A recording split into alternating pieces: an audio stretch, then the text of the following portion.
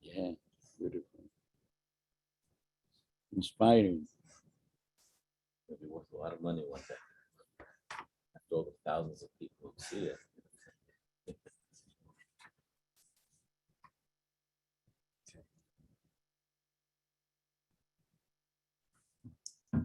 So by learning, we should have the basic English immediately. We finish line of Yechel Nasim Ben Sarah and Aaron David Alevi. Adolescent. Beyond Daf. Chesed Aleph. Befer B'Tish, you see that towards the bottom. Befer B'Tish Rosh Hashanah L'Shana. What is it? I guess like 12 lines from the bottom, or 15 lines from the bottom.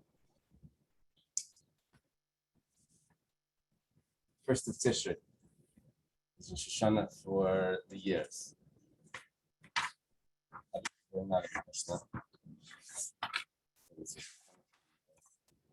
Said Mefarish B'Gemara. Said the Gemara is going to have to explain it. And it went on to say that it's Rosh Hashanah for Shemitah, Yovel, Netiya, Yerakis. There's a bunch of other things besides for Shanim. But the question is, what is Shanim? What's that first thing? So the Gemara asks, L'may Hilchasa. It's not for Meiser, it's not for Shemitah, Yovel, because those are listed separately. So Amar Rav Papa, jump down to Rav Papa to explain this. Says this is Lishtares, the documents.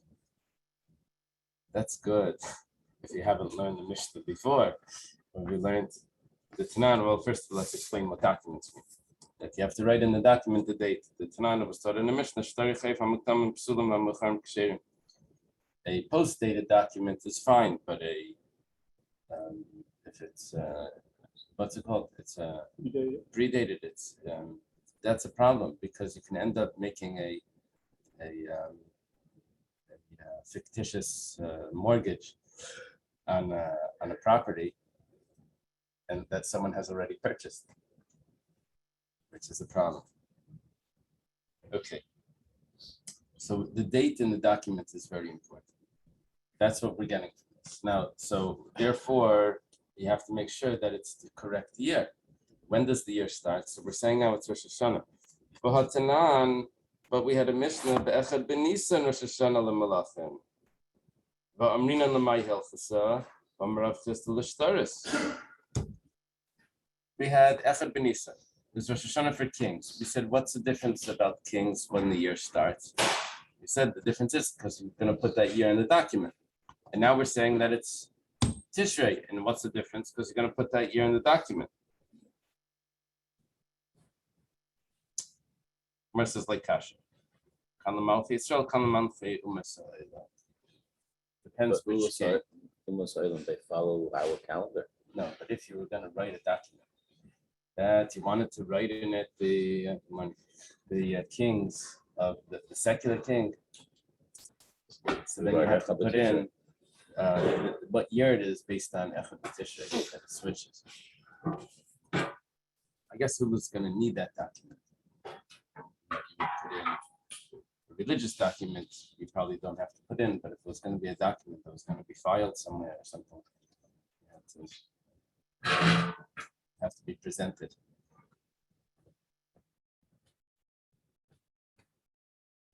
They would see it, they would be very happy or very upset because you didn't use their document.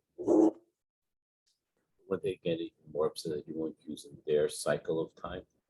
If you talk over using Alexander or this Persian king, whatever, what's this? Echad Tish, one Tish. That's a good question. What was the question? The question is that if you're using their kings because they wanted you Shalom Malchus and all of that, they wanted you to use it. But the fact that you put in it's the second year because you changed on Rosh Hashanah, shouldn't you be putting in the way they're doing it? Don't they want that also? So I'm not sure. I mean, lahavdil in many ways. I surely don't understand. But when you say, January, February, it's not Echad B'Tish, right? the Umas Olam, that's the calendar that you follow. You're not following ours. It's a fiscal year. It's a fiscal year. Fiscal year starts in September. That's not really an answer for this, but Well, it's interesting. I think what's happening is that they understand that we have our own calculations and all of that, but they still want us to give respect to the king. So we give respect to the king, and how we do it is our thing. As long as we mention Alexander, whoever. Well, there could be multiple dates in the contract as long as they're not in conflict. Right.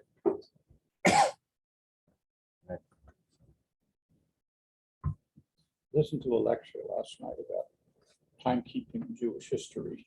Hmm. And it turns out that in the 4th century, there was some beginning of something called a Seleucid calendar that the Jews accepted until the Radbaz Oh, wow, said, that's 1,000 years. right, said this is not appropriate. What was the solution? The solution was to go back to the system we now use now based on Seder Olam. But what was the But year? what of was the theirs? Seleucid, What calendar? was their calendar? What was it? Was that They- was that Shtaris? They picked a year in the 4th century, which happened to be, not the Jews, the secular world, picked a year, happened to be related to some battle in Gaza or something. And they said, we're all going to agree this is year 1. And when the sun day 1 of year 1, and when the sun comes around in 1 year to the same spot, that's the end of year 1 and beginning of year 2. And what day was that? December 7th. You're right, Wow. doesn't matter on a solar calendar. Daniel, are you doesn't familiar with this? matter where you begin. That there was a Seleucid calendar that started on December 7th. No. See, documents say Anno Gregorium. What is it? Anno Gregorian? I assume that means Greek. Uh-huh. That's Very interesting. Okay, this was not specifically Jewish. This was everyone was using this calendar. right, and the Jews took it on and used it in their stars, This as has well nothing as to well do- as other dates. This has nothing to do with Minyan Shtaris. Okay. So the Gemara now asks, who gave the lecture? Henry Abramson. Oh, okay, nice. My friend. Beautiful. So, okay, so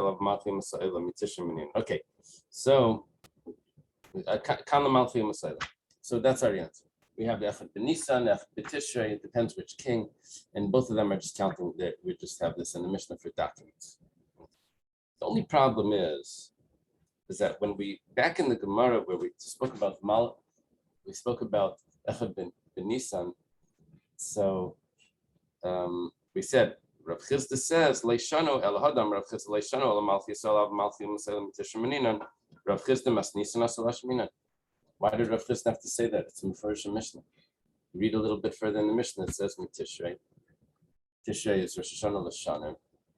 And the only explanation for that is if it's Malchi Maselim. I don't need Rav Chisda to tell me Leishano Ella if the Mishnah clearly says that.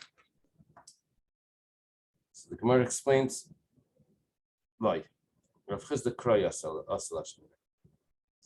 Rav Chisda wasn't just telling me that point. Rav Chisda was coming to tell me what happened afterwards in the Gemara where we quoted the Nehemiah and we discussed the contradictions in the years and we figured it out from the Psukim. Rav Chisda wasn't just telling me the statement of non-Jewish kings are counted from Tishrei. He wanted to prove it from Tanakh. So the continuation of the Gemara would be Rav Chisda's Kiddush. To say clearly that it was Rav Chisda that was saying that.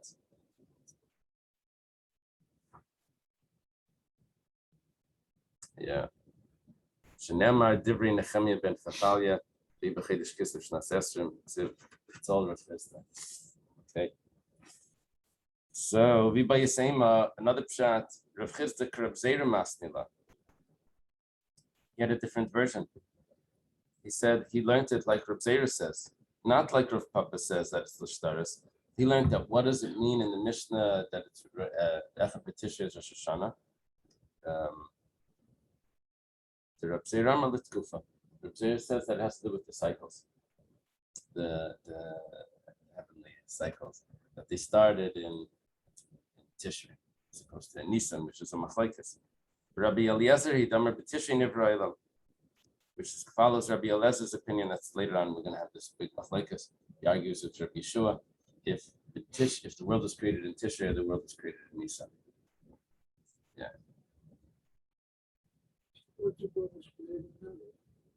Yeah, we're talking about the other. There's this whole typus over here. It just looks like a lot of fun, but a lot of numbers. It's going back to the year before creation. They call it the year of title. Okay. Rav Nachman Bar Yitzchak Amar Lidin. Rav Nachman Bar Yitzchak says that it's talking about judgment.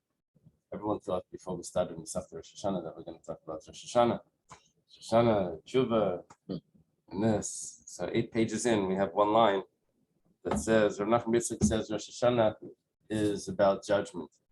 The Ksiv, it says in the pasuk, Mereisha Shoshana V'adach Roshana. Hashem's eyes are there on the land from the beginning of the year to the end of the year. Mereisha Shoshana Nidan Ma'yeh B'Seifa. That at the beginning of the year we're judged what's going to be the whole year, what's going to be until the end. Yeah, that's what they asked. How was Yom Tov? So the answer is I'll find out at the end of the year. We mind the Tishrei. How do you know?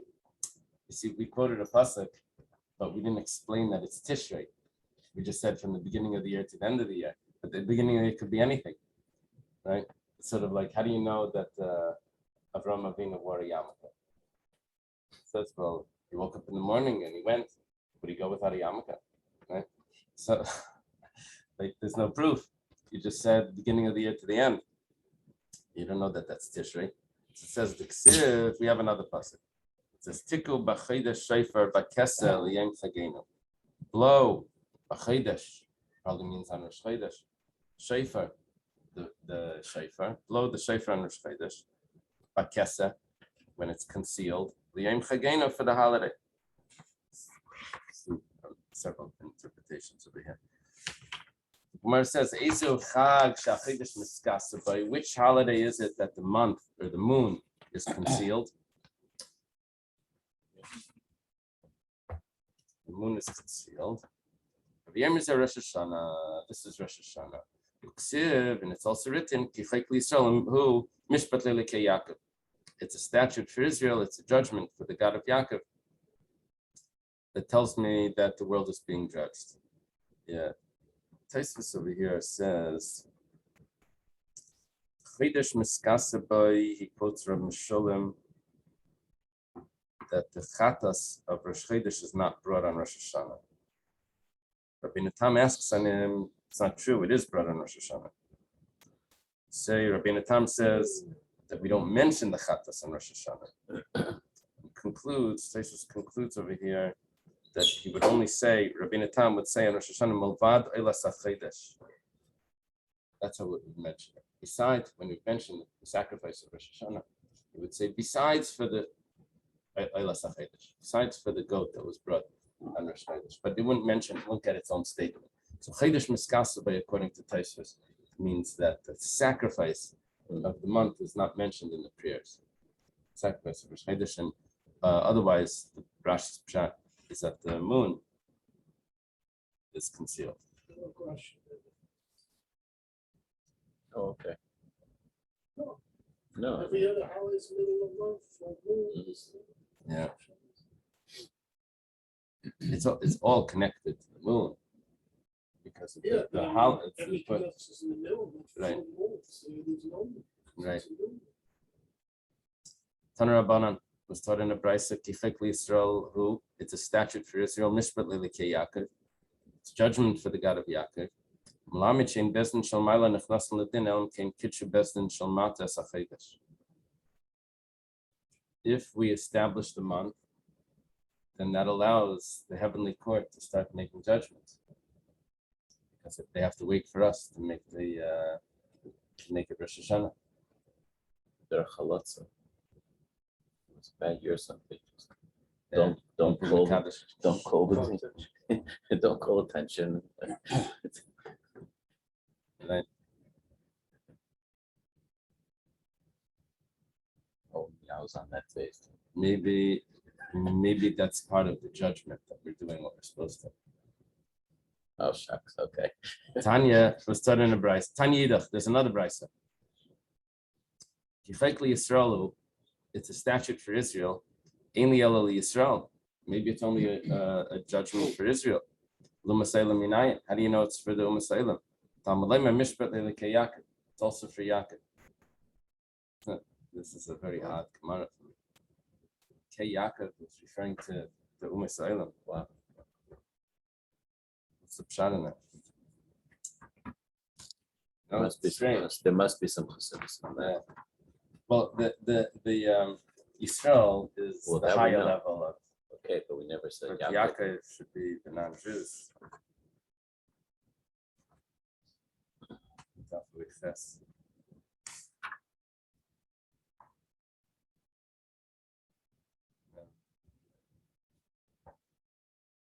Doesn't say anything here. Okay. In Cain, Matam Lem Kichekli Yisrael. So then why does it say Chekli Yisrael? If it's everyone, if it's the whole world. So it says, Malamed Yisrael Nechnasim Tchiladin. The Jews are judged first. Rav Chizda, like Rav Chizda says, Dam Rav Chizda Melech Vitzibar, Melech Nechnas Tchiladin. If there's a king in the community that needs to be judged, so who gets judged first? The king gets judged first. And they're waiting outside in the lobby of the courtroom. Shenemar, as it says, Mishpat Avdai Mishpat Amai. The judgment of his servant and the judgment of his nation. That's we say this in davening, but we're quoting Shlomo Melech in his prayer about the Beis Hamikdash. My timer, what's the reason that the king gets judged first? Because it's not right that the king should be waiting outside. We want to judge the king before the judge gets angry about everything that all the other people did wrong. It's going to be the next person that comes in is like, what do you want?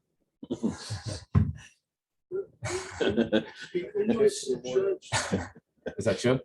Yeah, someone told me there was a study about verdicts of cases before lunch and after versus after lunch. But there's like clear data about yeah. Wow. I guess after lunch was better.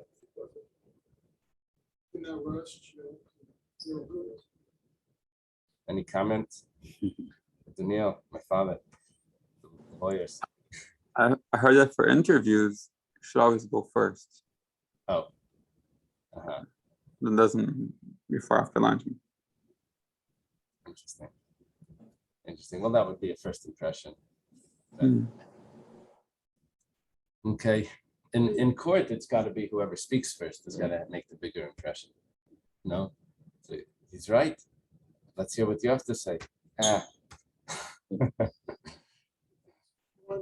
That for sure. Yeah. There are a lot of studies on that. Yeah, there's another statement about So the that Shana would Rabbah. support Israel first and how So who was judged on the Shana Rabbah? Oh, I don't know about that.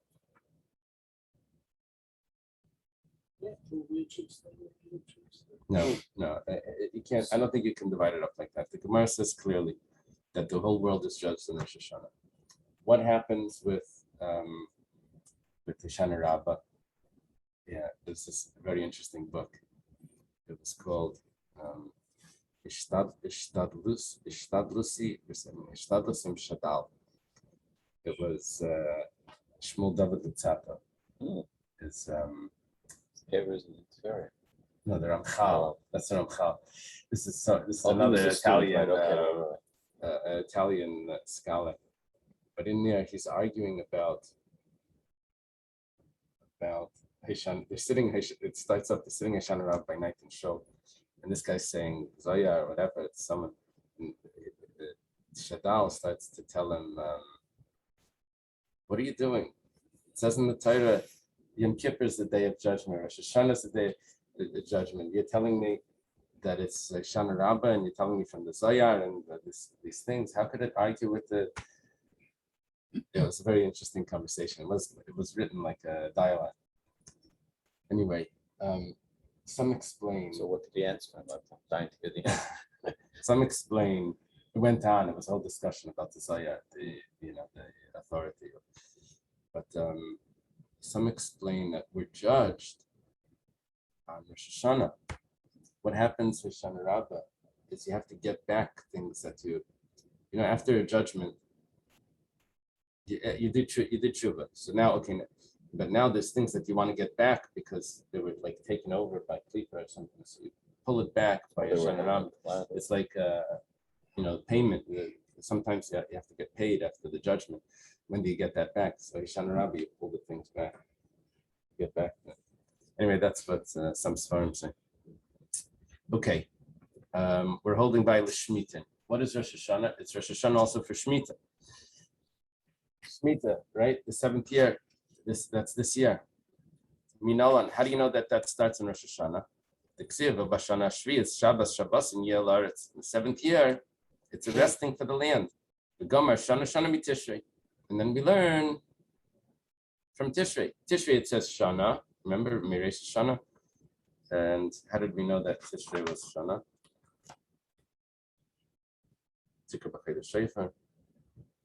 Yes, that connection. Let's see. The Ksiv, Miresh Shana, says the beginning of the year. And it says Shana. So it has the word Shana. So we'll also learn Bashana Shviz. That means Tishrei. Gemara says, 1 second.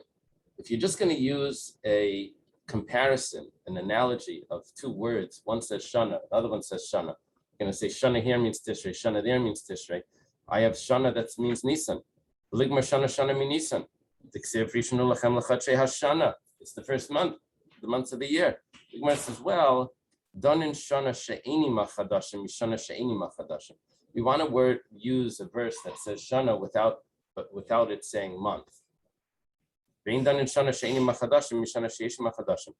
going to learn Shana without the word month from a Shana that has the word month. Before we were looking, We did it exactly the opposite. Yeah.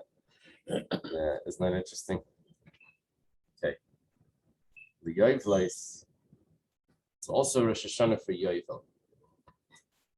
Yeah. We don't have the Yovel. We didn't have Yovel since probably the 10 tribes were exiled. Really? Because Yovel is only when the majority of Israel is on the land. So they didn't have Yovel during Baisheni. No. That's what it seems.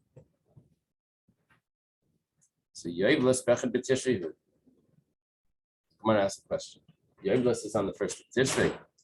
Now that they have, I think, majority of the Eretz Yisrael. Because it didn't go back. We didn't do the Yovelis yet. I think there may be another qualification. I'm not sure. Probably based on it. No, we're not quite there yet. But we don't have the majority. What happens when we get the majority? First place. Are we going to do Yovel again? It's going to be wild. First place, who's going to say? This is what Stenzal's wrote. 14 or 16. Sanhedrin was organized, Uh-huh. that he was the head of, so that there would be an organization to declare Yovel. when the majority of Jews Uh-huh. were there, and then it's Yovel. Took off. Yeah. We don't know how many Hebrew Jews there were. I know, but are we going to count that? Things that we don't know? I mean, you can't, right? But when you take an exam, you don't know the answer, you still pick an answer. You really don't know it. Correct? No. When you take an exam. And you're a So- doctor. You ready? That was in college, not When you take an exam, so you answer Just based on the strip them of his information that you title. have now. You just had some You can't luck. tell the professor going to get the answer wrong. You can't say, but you don't know what type of studies are going to come out next year, right? No, we're not Okay. stripping you of your title, don't worry. Okay, Yovelis. Your title. Bechet b'Tishrei, Yovelis b'Yud b'Tishrei. Yovel is on the 10th of Tishrei. Tiksiv, B'yom Kippurim Tavir Shofar. It says on Yom Kippur, you'll blow the shofar, and then that's how you call it, call freedom throughout the land, right? It's not on Rosh Hashanah. It's on Yom Kippur. My answer is Hamani Rabbi Shmuel B'nai Shel Rabbi Yochanan ben Bereika. Another opinion. We had this quoted before. This opinion holds that Yovel starts in Rosh Hashanah. The Tanya was taught in a brisa. You will sanctify the 50th year. What does this mean to say? Because it says that it's on Yom Kippur, right? It says you blow the shofar on Yom Kippur. Maybe it's only from Yom Kippur and on. That's when it becomes sanctified, the year, the Yovel year. By the way, Yovel, a lot of things go on Yovel. You can't work the land just like Shemitah. The slaves go free. Slaves that had the pierced ears, they go free. The land goes back to its inheritance. You know, there's a lot going on. Everything is like reset when it's.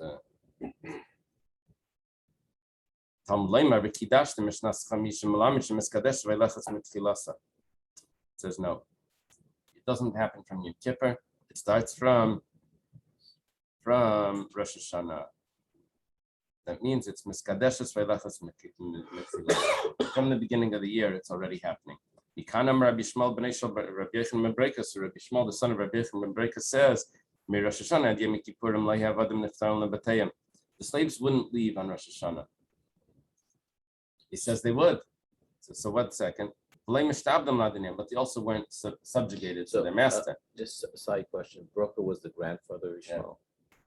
Is that normal that you would quote the name of the grandfather? Usually it's Yochanan ben Zakkai. Just mention a father. Yeah, the thing is that it's Rabbi Shmuel, but he's not just the son of Rabbi Yochanan. It's Rabbi Yochanan, which Rabbi Yochanan? So you're trying to. It's not the regular Rabbi Shmuel. Rabbi Shmuel is usually Rabbi Shmuel ben Elisha.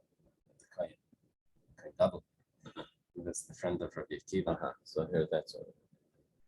Or Shmuel was a Kohen. Yeah.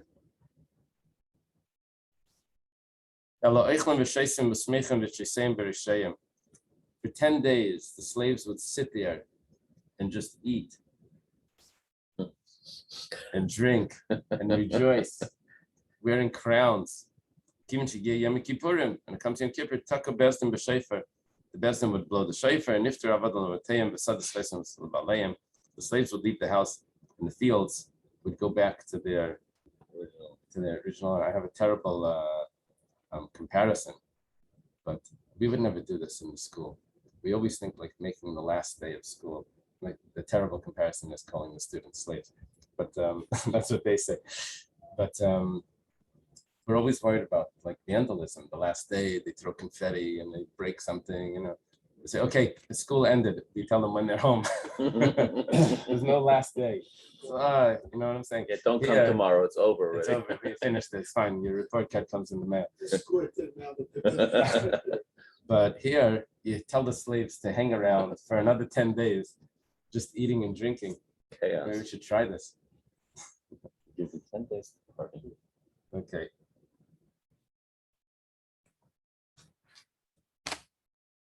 Very interesting. Okay, Rabbanan. What about the Rabbanan? It said, you sanctify the year, and we said that was going to be from Rosh Hashanah. It's from Rosh Hashanah. That's what Rabbi Shmuel ben Bereika says. They said it's from Yom Kippur. They argue with him. What do they do with that pasuk? They learn you consecrate the 50th year, but you don't do anything special about the months. It's just the 50th year. I don't know what I would have thought, but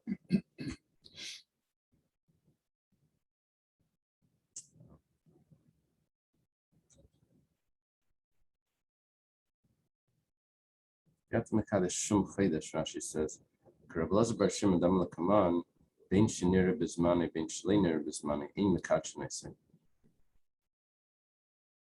We'll have to wait over there to see what's going on. But there was something else that we could have been Makadish the Chaydesh, and we're not doing that. Okay. Tanya Idach. We have another brisa. Yovel he. It's quoting the pasuk. It says Yovel he. It is Yovel. Matal Madlaimar. Why does it have to say that?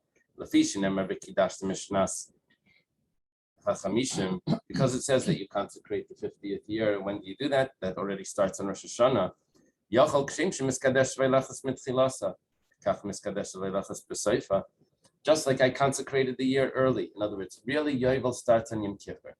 But we make it holy 10 days before from Rosh Hashanah. Maybe I should do that at the end as well. When the year's over, it's Rosh Hashanah. I should continue the holiness of Yovel until the following Yom Kippur. 10 days early, 10 days late. Val Tatama, don't be surprised. Because we do this all the time. We add before, we add after. Talmud Daimar, the pasuk says, Yovel Shnasa Chamishim Shana, Shnas Chamishim, Shnas Chamishim Atam Mekadosh V'Atam Mekadosh Shnas Chamishim Achas. It's Yovel. It's coming to exclude that you don't continue Yovel after the year. There's no part of the 51st year that gets consecrated. The Rabbanan. What do the Rabbanan do? Now, the Rabbanan never even had a Havamina that I should continue Yovel afterwards. Why? Because they don't start Yovel early. They start Yovel on Yom Kippur. Rabbi Shmuel ben Yishmael ben Breka, it starts Yovel 10 days early. We said maybe it should continue 10 days late. We said no. But according to the Rabbanan that don't start it early, what do they need Yovel he to tell me that you don't go later? There was never a thought to go later. So Shnas Chamishim Atamayna V'Atamayna Shnas Chamishim Achas. I'm taking the vav out of that because Taisvis does. Do you have a vav in your Gemara? Mm-hmm. See, Taisvis says you have to take it out, and it's Lafukim Ed Rabbi Yehuda. I'll explain in a moment. It's quite an interesting concept here. It's excluding Rabbi Yehuda. Damer Shnas Chamishim Ayla Lakan Lakan Kamash Milan Dulai. The Rabbanan are saying that we don't follow Rabbi Yehuda. Now here's the complication. Rabbi Yehuda's opinion is that the way Yovel works, you see, 7 times 7, it's 49. Then I have Yovel the 50th year. When does the 7 years start? 51st year, so I have a free year in the middle of the Shemitah cycle. How does it work? Where's the next Shemitah follow? When does the next Shemitah follow? So Rabbi Yehuda holds that it's 7, 7, 7. It never ends. The 7. You don't. The Yovel doesn't interfere. So Yovel can be 3 years after a Shemitah, technically. I mean, every time you're going to be adding a year. Yeah, it's going to move. Because if you count, if the move. Yovel year is Right. the first year of the next 7, now count 49. You can have a Yovel that's not a after big problem. Shemitah. First year, yeah. But it won't be after It doesn't Shemitah. make That's the whole sense. idea. No. That's going to be a problem. Oh, because you're saying it's not. Right. The Because it's next not 50. right. It's not 49.50. Wait Yeah. until the 50, then start 7. He's saying that on the 50th, it's already the first of the 7. Yeah. He says that, so he says that it's Ayla Lakana Lakan. So what we're saying is that no. Shnas Chamishim is not part of Shemitah. It starts after. You wait the Shemitah, you wait the Yovel year, and then you start year 1. It's in your pocket.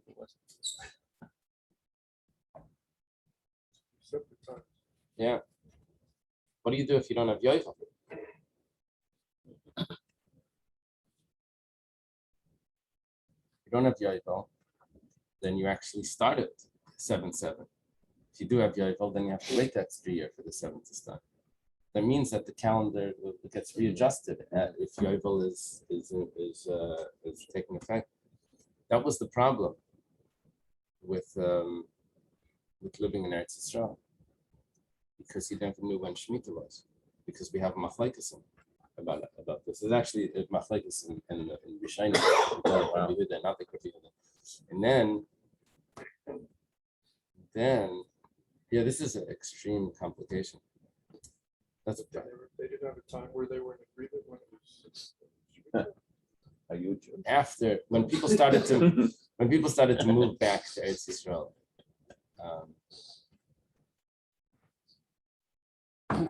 they had to make a decision. Spanish Jews were moving to Eretz Yisrael. When the Ramban went to Eretz Yisrael, there was almost no one there. He said he had a difficult time getting a minyan. Then I guess in the 1400s. Was it because there was no one there, or because people went to different shuls? And you There's just don't different get his shul. Yeah. There were 10 people there, but they were 10 children. Yeah. But Taisvis and Ksuba says not to go to Eretz Yisrael because you won't be able to keep the laws. And everyone asks, why not? You go there, you keep the laws. But they explain Taisvis because of the complication of Shemitah. You don't know how to do it. Yeah. Anyway, the decisions were made by the Beis Yosef's time, the Paskin, and what it is, and that's why we have it. Okay. With the Meisif and Michalal HaKodesh Minala, how do you know that your Meisif Michalal HaKodesh? That means that you add to the holiday before, or we were talking about. We're talking about the Yovel, that it starts on Rosh Hashanah instead of on Yom Kippur. And we thought it should continue afterwards, if not for a special pasuk. But we said we do this all the time. So what do you mean we do this all the time? It says the Tanya was taught in a brayso. Pasuk is really talking about Shabbos, but the Gemara learns it, at least the first opinion, learns it that it's referring to Shemitah. You should rest from plowing and harvesting. Rabbi Kiva, doesn't have to tell me that you should rest from harvesting. So we have a pasuk that says you shouldn't plow the field, plant the field. You know what it really means? That before the Shemitah comes in, you can't do work in the field that's going to improve the produce of the Shemitah year. So things can grow in Shemitah, but that would just be what's called svichim. It grows wild because the wind blew the grains. Did you see that video from Eretz Yisrael right before Rosh Hashanah? That they went and had a whole band saying goodbye to the land. Beautiful, thousands of Yid from Yid came around there because of Shemitah, like showing their bitachon in Hashem. And it was really beautiful. Now I understood always that the Erev Shvius was rabbinic, but over here it looks like it's a biblical law. I always thought that, at least from the Mishnayos, that because we don't keep Erev Shvius, it must be a rabbinic law. When you're saying Erev Shvius, is it the evening before, the day before, a week before? How long is the Mishnayos and Sefter Shvius discuss that what's considered improving the land for the next year. So if it's this type of field, then you can't do this. How long are you allowed to plow around the roots of the grapevines? Well, if it's so close that it's the rain, this like a bunch of details. So anyway, Rabbi Kiva is telling me that you have to start early. And also, if grain has grown a third during Shemitah and it continues to grow afterwards till it's ripe, that's already considered Shemitah grain. And you have to keep that as Shemitah grain even after Shemitah, even though it ripened afterwards. Rabbi Shmuel looks at the pasuk and he says, you're never obligated by the Torah to plow because of some mitzvah that comes up. I'm sometimes obligated to harvest for the Eimer, but I never have a obligation to plow. You have to plow because you have to plant. In other words, I never have to do plowing on Shabbos. But katzir, harvesting, sometimes I do have to do on Shabbos for the Eimer. So Yatzik Tzir Eimer. So just like Charish, I'm never compelled. So also the katzir, I'm not compelled. That's what I have to rest from non-obligatory Charish and katzir. But Yatzik Tzir Eimer Shu Mitzvah. That's going to exclude Tzir Eimer that I'm allowed to do on the Shemitah, and I'm actually even allowed to do it on Shabbos. Yeah, Rabbi Shmuel is learning the pasuk that it has to do with Shabbos. Rabbi Shmuel Mesifan Mechalal HaKodesh Minale. According to Rabbi Shmuel, how do you know that you add? You see, Rabbi Kiva told me that it's coming to tell me that Erev Shvius and Motzei Shvius, I have to keep the land. I can't work the land. Rabbi Shmuel tells me that you're allowed to on Shabbos. But how does he know? So Nafkalei Miditanya, he learns it from the following price, a very famous Gemara. You shall afflict your soul on the 9th day. Yachol B'tisha, maybe on the 9th day. Talmudei Me'be'erev, it says no, in the evening. It's not really the 9th day. Ibe'erev Yachol Mishatachshach, maybe means after it gets dark. Talmudei B'tisha, it means on the 9th. It says the 9th. So, okay, said, how does that work? Maschal Masanim B'Baydiyah. That means you start the fast of Yom Kippur a little bit early. You have to add a little bit. So that's only when Yom Kippur starts. You start a little bit early. How do you know that it continues afterwards? From evening to evening means whatever the laws were at the beginning, that's how it's at the end. How do you know you do this for Shabbos also? You're supposed to add to Shabbos a little bit. Right. So this is all establishing the idea of adding it biblical. Yeah. That's presuming established. It's not saying how much to add. So It's not saying how much, you're right. If we stop here, we say the concept of adding is biblical, but how much to add is rabbinic. Maybe. If we were to stop here. Maybe.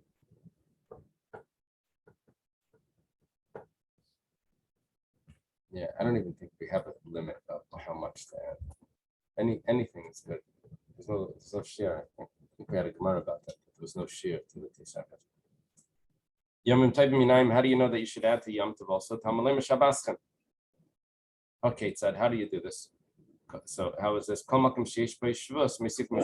Anytime we're supposed to rest, you have to add a little bit. Rabbi Kiva Haibi Nisim is Nafshisechem B'Tisha Mayavedlei. What does Rabbi Kiva need this for? We already know Mesif Mechala Kodesh, he learns from Shemitah. He uses this for what Chia Barav Midifti says. Tani Chia Barav Midifti, V'Nisim es Nafshisechem B'Tisha. You should afflict your soul on the 9th. But B'Tisha Misanim, do you actually fast on the 9th? Alei Basir Misanim, you fast on the 10th. Elalaimalach is coming to tell you, anyone that eats and drinks on the 9th, it's as if it's if he fasted on the 9th and the 10th. What's the reason for that? Anyone that eats? A bunch of reasons that are brought. One is because really Yom Kippur is a holiday. We just are supposed to fast, so you celebrate it the day before.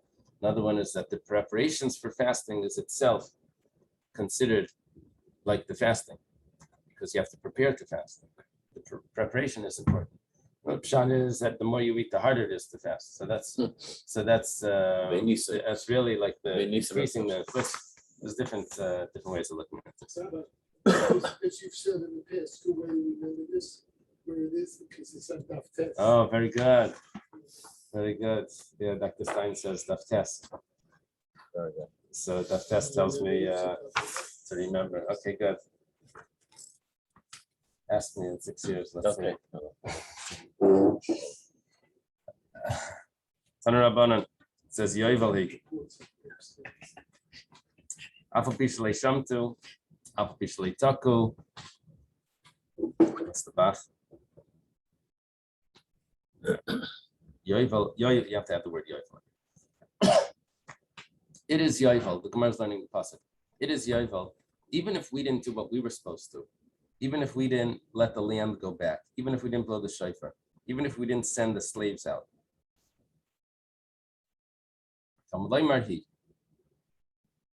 One second. I skipped a word of it. Important word. Maybe it's going to be Yovel even if he didn't send the slaves out. No, you have to send the slaves out. If not, it's not Yovel. The laws of Yovel are dependent on the people. But we're learning to be Rabbi Yehuda. Well, like Kiddush Chodesh, you won't have to. It doesn't just happen. You have to do the Kaddish. Yeah, I'm not sure if that's 100%. Well, now not anymore. Right. But probably back in then. I think that was just to make which day it was, but I think it would have become automatic even if you didn't. I mean, they were supposed to. I don't think the They were whole waiting calendar. for the Eidim until late, and they came in, meaning they did Mekadesh until the next day. Somehow has to be declared by Yeah. listing, or it's not Yovel. I don't know. Well, no. Oh, let's take a look. let's see. Rabbi Yossi says, Yovel he afal pishlei shamta af pishlei shalom. Rabbi Yossi takes a different opinion. He says it's Yovel even if they didn't give the land back. No, I'm sorry, not give the land back. Keep it shemitah, like to leave the land fallow. And afal pishlei shalom, you didn't send the slaves out. Yachal af pishlei taku. Maybe it's going to be Yovel even if they don't blow the shofar. No, they have to blow the shofar. That's what makes it Yovel. Now, if I have one pasuk that tells me that it's Yovel no matter what, it says Yovel. And the he tells me that it only if you do some certain things, like Neimani Yomer Yoveli, Af Bishlei Shalchu, Vein Yovel Elam Kein Taku. So then what tells me that it's the Tkiya that's the most important? Maybe it's the sending out. In other words, I have a bunch of halachas of Yovel. And I also have a lima, that a way of deriving that it doesn't matter if I kept halachas, it's still Yovel. I also have another way of deriving that it does matter if I kept. So what made me choose the Tkiya? It's possible that there were no slaves. So how's it going to be Yovel if there's no slaves? It can't be that Yovel is depending on sending out the slaves. But it's impossible that there's no shofar in the world. What about Shamtu? It has to be land. It has to be land. Oh, I know you could have said that. Yeah, interesting. Okay. Davar acher. Another shot. Zu Masur lebezdin, zu ein Masur lebezdin. We didn't want to make it dependent on something that's up to everyone. No dinner if you don't clean up your rooms. What if you're really not going to have dinner and one person doesn't clean up? That's it. So what are we going to say? It's not Yovel because one person didn't send out his slave. My davar acher. What are you adding over here with the davar acher? Do you mean to say that there's not going to be one person at the end of the world that didn't send out a slave? So we say, Zu Masur lebezdin, v'zu ein Masur lebezdin. What we want to say is that what the main difference is that if it's up to the Bezdin we can control, or we are in control, but we can't control what's going on in the rest of the world. Yeah. Okay, we got Rabbi Yossi's pshat. Why the Tkiya is what's significant, because there's always going to be a shofar somewhere. You'll be able to blow the shofar, but we don't know about the slaves. Kedama time, he said the reason. Rabbi Yehuda, my time of what's Rabbi Yehuda's reason that says that it doesn't take place, the Yovel doesn't take place unless you sent out the slaves.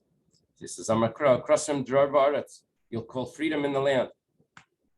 Yeah, this is the Liberty Bell. Lahavdal. Kasavar, and he learns, Mikra Nidish Lafanav Lay Lifnei Fanav. See, the pasuk says, Yoiv Vavarta Shofar, V'kidashta Mishnas Chamishim. You blow the shofar, sanctify the 50th year, and then krasem drar, you'll call freedom, yoivelhi. So when I say yoivelhi, I go back only to what it said right before that you'll call freedom throughout the land. But you don't go back before that to vahavarta shofar, to the blowing. The kuli alma drar lashon cheiras mai mashma. Where did you get that drar means freedom? The Tanya, because we have a pasuk. We have a brisa that says Ein drar el lashon cheiras. Drar means freedom. Amar Rabbi Yehuda, ma lashon drar. Rabbi Yehuda says, what does it mean drar? Ki medayer beidaira umayvel scheirer b'chol medina. A different interpretation of what this means, but basically someone that's able to travel around and stay in any Airbnb while he brings his merchandise or wherever.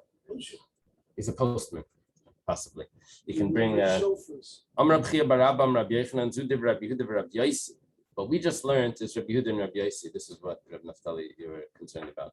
But the Chacham say that everything is ma'akiv. Kasabri mikra nidrus lafanav v'lifnei fanav. Ula achra.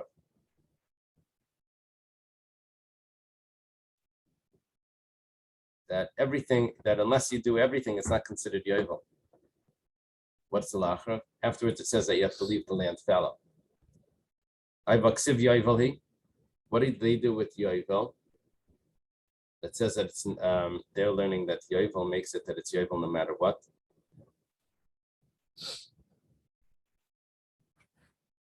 But no, I'm sorry, not the Yovel he. But Yovel makes it the Yovel no matter what. That means that Yovel applies even in Chutz La'aretz. What? Baksiv ba'aretz. But it says in the land. It can't be Chutz La'aretz. Roshim dror ba'aretz, right? It's only in the land. It says Zehu b'zman shenoyeg dror ba'aretz noyeg b'chutz la'aretz. B'zman she'eino noyeg ba'aretz eino noyeg b'chutz la'aretz. If Yovel is taking place in Eretz Yisrael, then it applies to the rest of the world. If it's not taking place in Eretz Yisrael, then it doesn't apply to the rest of the world. Okay, let's leave it over here. Okay, so the discussion of the kippers, if you don't do anything